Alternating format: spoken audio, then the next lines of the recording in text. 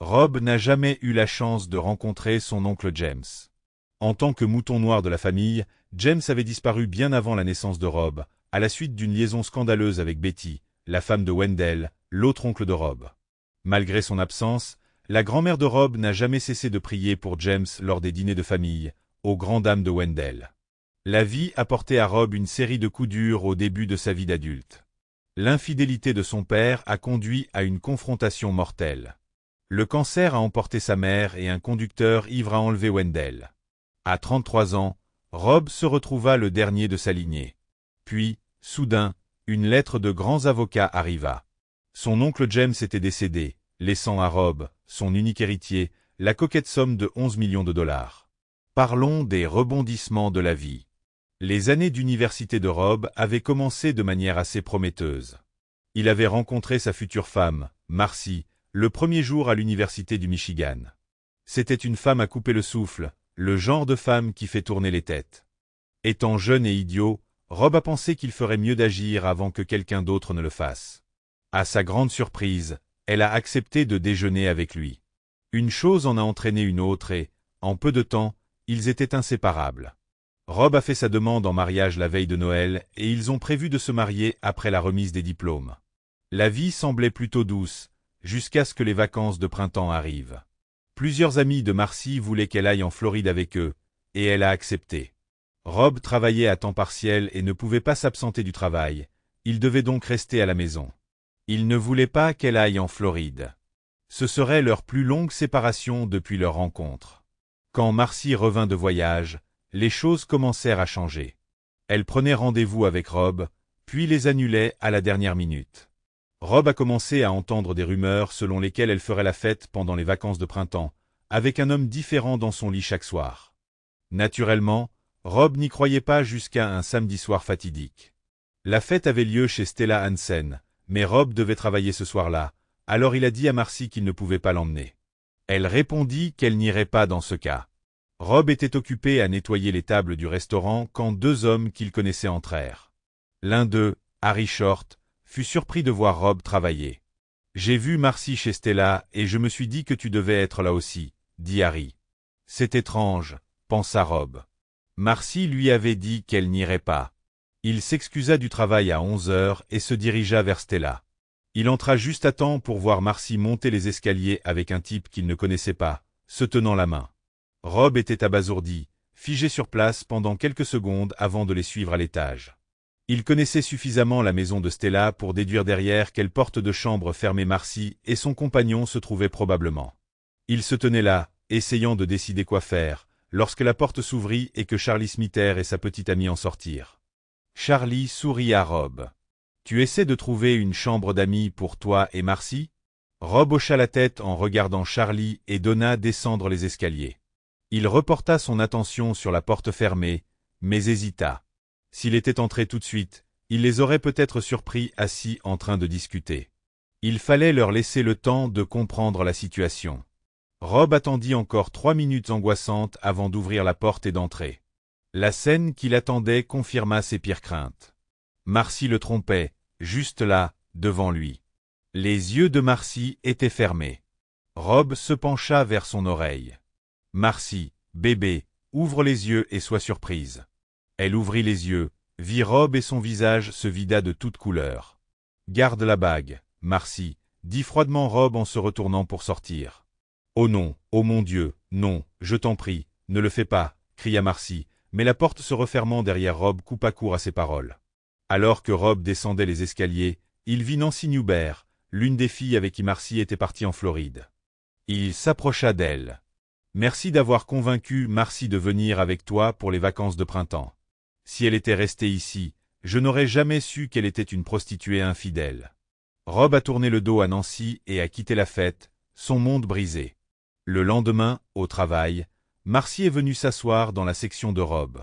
Il a refusé de reconnaître sa présence et a envoyé un autre serveur pour la servir. Lorsque Rob est sorti du travail ce soir-là, il a trouvé Marcy assise sur le pare-choc de sa voiture. « Il faut qu'on parle, Rob, » dit-elle en passant devant elle. « J'ai déjà entendu tout ce que je voulais entendre, Marcy. Ce n'est pas mon nouveau petit ami, Rob, et c'est exactement de ça que j'ai besoin de te parler. Pourquoi as-tu besoin de me parler de quoi que ce soit? J'ai déjà entendu parler de la porte tournante dans ta chambre de motel quand tu étais à Panama City, et puis du type d'hier soir. Et vu le nombre de fois où tu as annulé des rendez-vous avec moi depuis ton retour de Floride, je suis sûr qu'il n'est pas le seul. Marcy a persisté, suivant Rob alors qu'il montait dans sa voiture. Ce n'est pas comme ça, Rob, et c'est exactement pour ça qu'il faut qu'on parle. Tu dois entendre ce que j'ai à dire. Rob soupira, réalisant qu'elle n'abandonnerait pas facilement.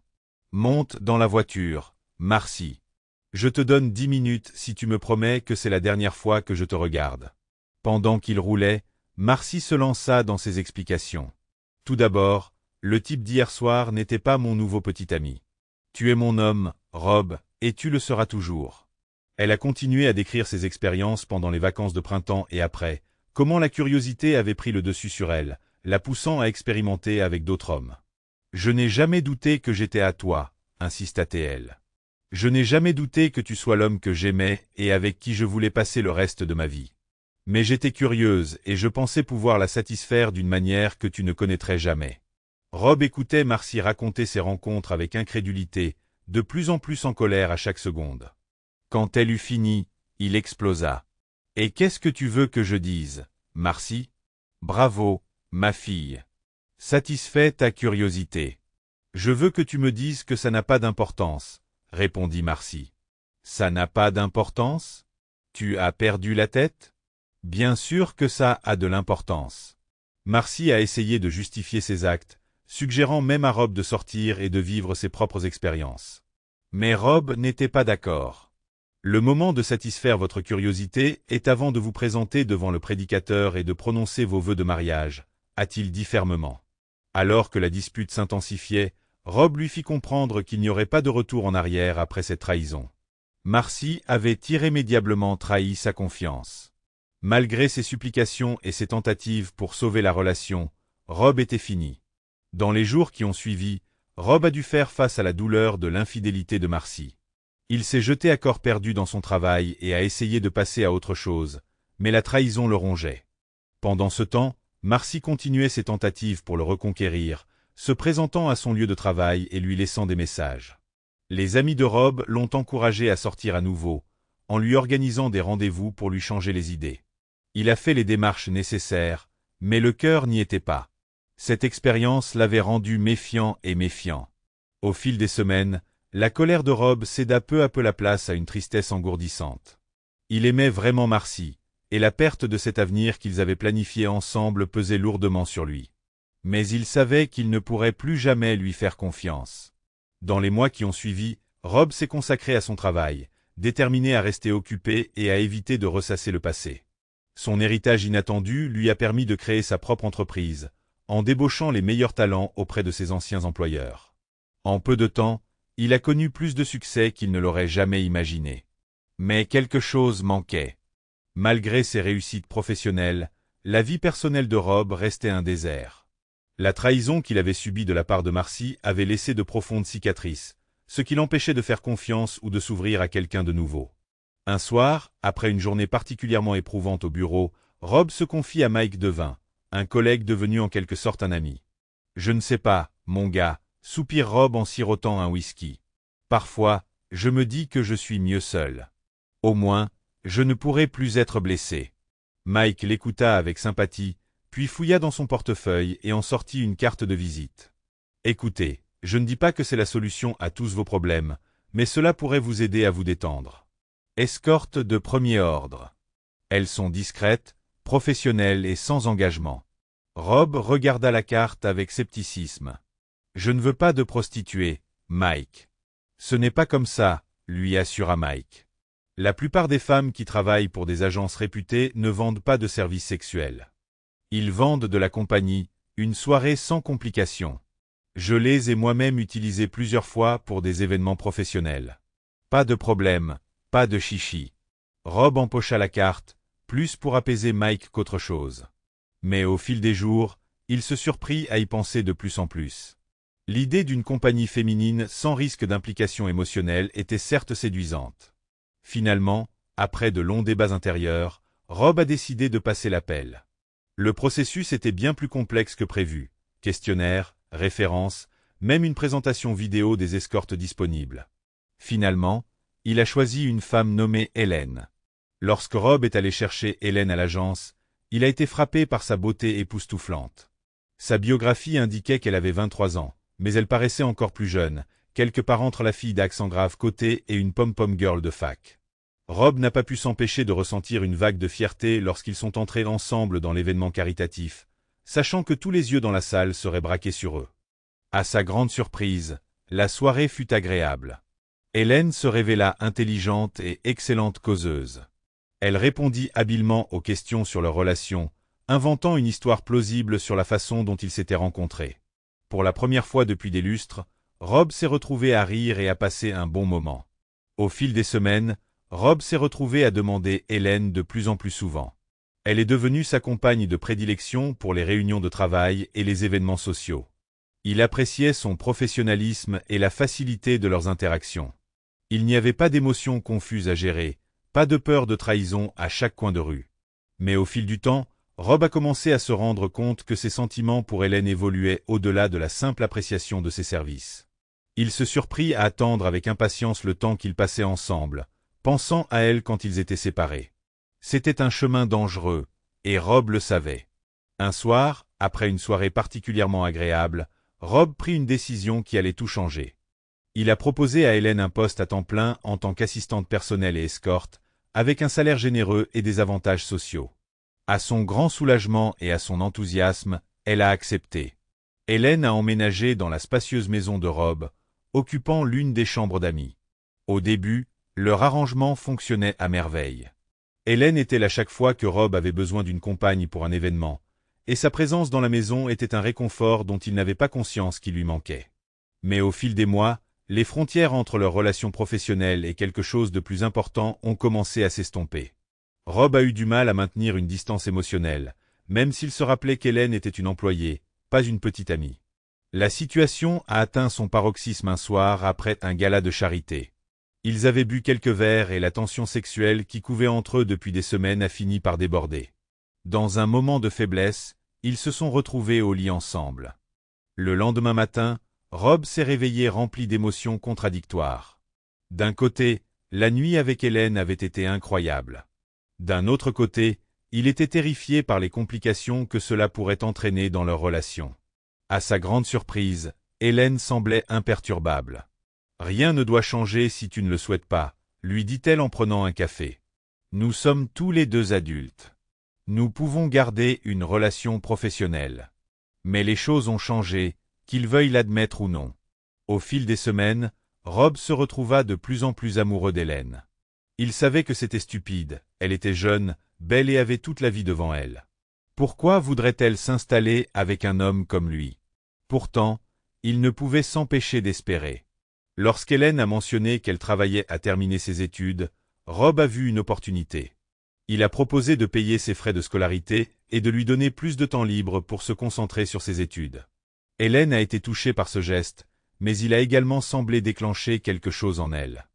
Elle commença à s'éloigner de lui, passant plus de temps à l'école et moins de temps avec Rob.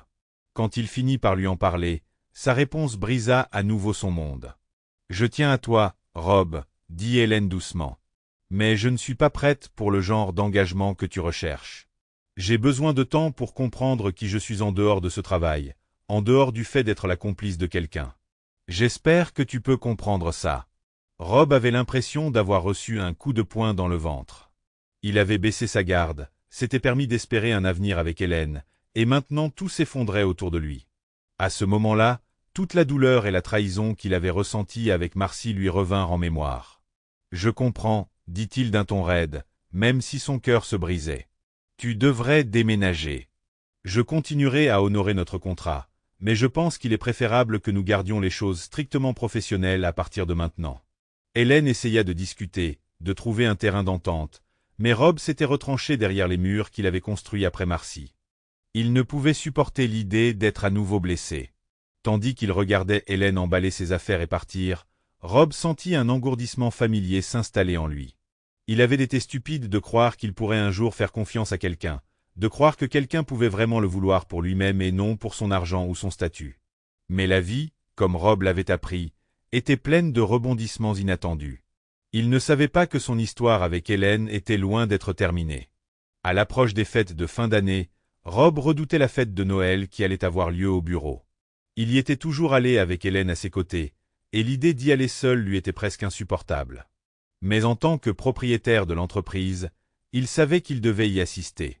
Le soir de la fête arriva, et Rob fit bonne figure en discutant avec ses employés. Il fit la conversation, distribua des chèques de bonus et réussit même à faire quelques blagues.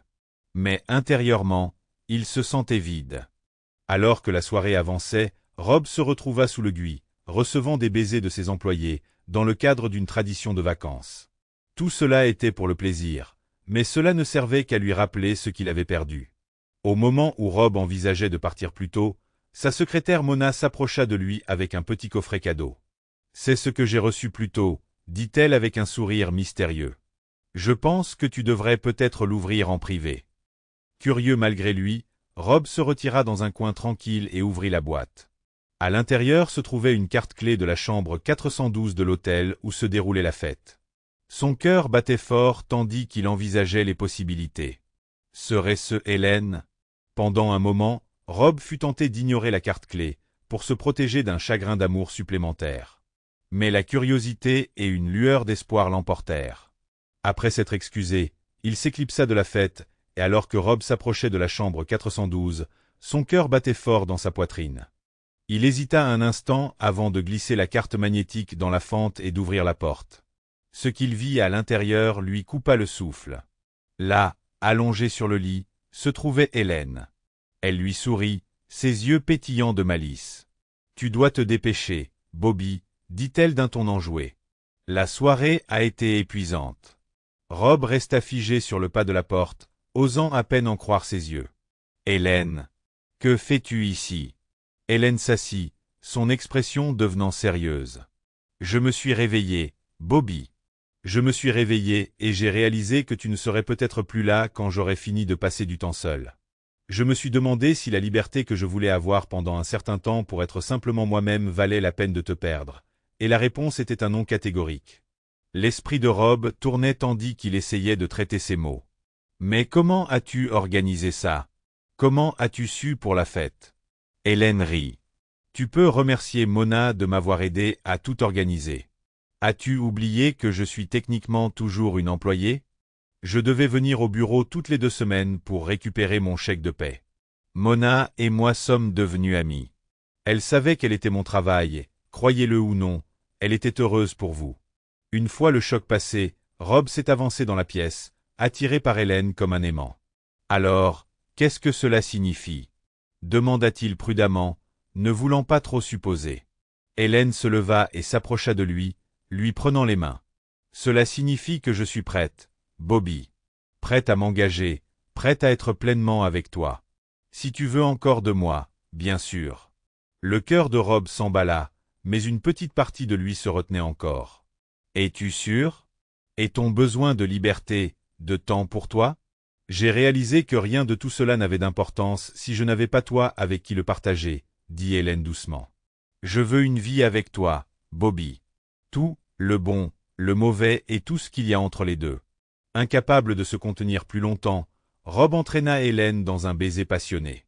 Quand ils se séparèrent enfin, tous deux essoufflés, il tomba sur un genou. « Hélène, » dit-il en la regardant avec tout l'amour de son cœur, « me feras-tu l'honneur de devenir ma femme ?»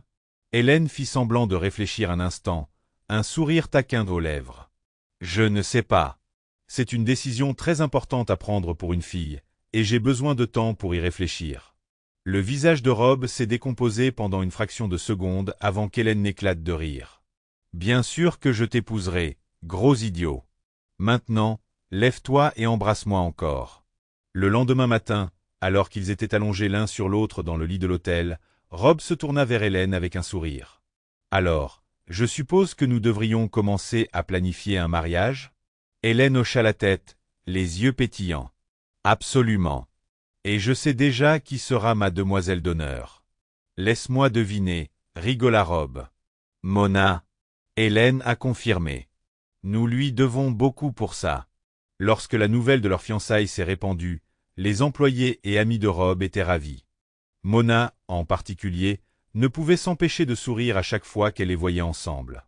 Le bureau était en effervescence alors que les préparatifs du mariage commençaient. Fidèle à leur parole, Mona était la demoiselle d'honneur d'Hélène le jour de leur mariage. Alors que Rob regardait sa mariée marcher vers l'autel, il remercia silencieusement son oncle James pour l'héritage inattendu qui avait déclenché tout ce voyage.